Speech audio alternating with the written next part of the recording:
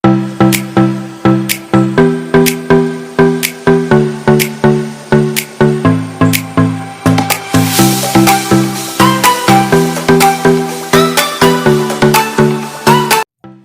mga ka-farmers, how are you? Once again, this is Sir Charlie Ricaborda and welcome to my channel. So, in this morning mga ka-farmers ay ipapakita ko po sa inyo yung aking experience sa pagtatanim ng mga kasaba. So, kung makikita nyo mga ka-farmers sa aking likod, sa likuran ko ay mga kasaba. Yan, tingnan nyo mga ka-farmers. Okay, so yan ay ating pagkukunan ng binhi. Yung stem niya mga ka-farmers, yun ang ating itatanim at ipapakita ko sa inyo yung aking paraan ng pagtatanim. Kasi sa pagkakaalam ko, based on experience, mayroong dalawang paraan ng pagtatanim ng kasaba o yung natawag na kamuting kahoy or balanghoy dito sa Visayas. So yan ang ating ipapakita mga farmers at kukuha tayo ng binhi doon mga ka-farmers. So tara na mga ka-farmers. Pupuntahan natin mga ka-farmers. Dito tayo kukuha, maghahanap tayo ng magandang binhi mga ka-farmers. Ito yung last na itinanim namin mga ka-farmers. Hindi namin dito itinira namin mga ka-farmers para dito kukuha ng bagong binhi para sa ating itatanim. So kasi tag-ulan so kailangan magtanim na tayo. So meron akong isang nakita dito mga ka-farmers na maganda maging binhi ito. Yan, straight. So kukunin yan natin mga ka-farmers. So putulin natin mga ka-farmers. Yan mga ka-farmers. Putol lang mga ka-farmers. Yan. So putulin natin hanggang dito mga ka-farmers. Yan. Tapos ito, dyan lang yan, babalikan ko yan mamaya kasi papakain natin ng yan, ang baka. Malakas kumain ng baka din mga ka-farmers. So aabot na siguro ito mga ka-farmers. Yan, isa lang ka-farmers kasi dito tayo dadaan mga ka-farmers. Dadalhin natin dun sa may mangga. So meron din kami mga gabi dyan mga ka-farmers. Pag naglaga tayo ng baboy, magandang tong mga taro crops mga ka-farmers, yung mga gabi. So dito ko itatanim yung mga ka-farmers, kasaba. Actually mga ka-farmers, may naitanim na ako dito. Ito yung naitanim ko nung panahon ng tag-init. Yan. Mga February ata ito natanim mga ka-farmers. Yan. Yan ang itinanim ko. Tapos doon meron din akong itinanim na bago. Doon mga 3 weeks na yan mga ka-farmers. Tapos dito natin itatanim yung itong bago. Yan. So may na ko dyan. May natanim na rin. Pero ipapakita ko sa inyo yung mamaraan, kaya ginawa kong video na to. So yan mga ka-farmers, puputulin natin to mga ka-farmers. Yan ating binhi. So dyan lang muna kayo mga ka-farmers. Okay mga ka-farmers, so ganito ang unang gawin natin since nakakuha na tayo ng binhi ng kamuting kahoy o balanghoy o yung kasaba mga ka-farmers. So yung isang buong stem ng binhi natin ay ating pagpuputol-putulin mga ka-farmers kasi bawat putol yun ang isang puno ng itatanim natin doon sa lupa. So ganito mga ka-farmers, pwede slanting mga ka-farmers, pwede ring diretso ng ganyan. So ganito na lang gawin natin mga ka-farmers. Yan. So depende na mga ka-farmers, parang ganito kahaba, isang dangkal. Ganyan yung ating itatanim. So ganyan yung mga ka-farmers para siguradong mabubuhay mga ka-farmers.